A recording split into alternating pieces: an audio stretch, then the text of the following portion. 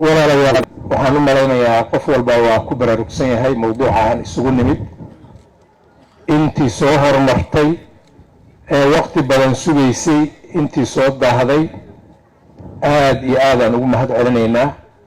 waxaan leenahay sugidda aad sugayseen khayrka iyo wanaagga iyo dib u heshiisiinta galmudug ilaahay ajar iyo xasanaad ha idinka siiyo.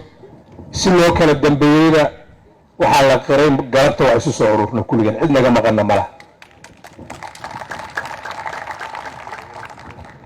shirka ilaahay idankii furitaankiisa rasmiga ah wuxuu noqon doonaa arbacada bisha afarteeda oo aan rajaynayno in ra-iisul wasaaruhu uu yimaado xasan cali khayre oo uu shirkaas noo furo.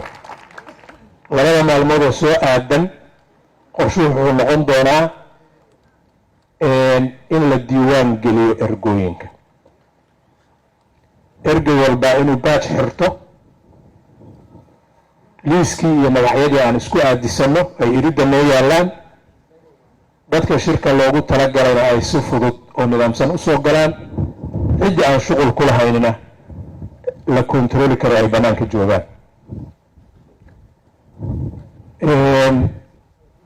diiwaangelintaas waxaa raaci doona baraarujin iyo barnaamijkii la geli lahaa maalinka shirka la furo wixii ka bilowda.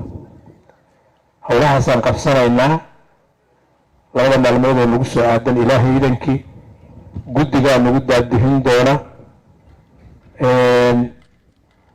waxaan rabaa inaan idhaahdo aan gacan ku siino guddiga iyo xoghaynta guddiga iyo wasaaradda oo arrimahaas noo daadihin doona.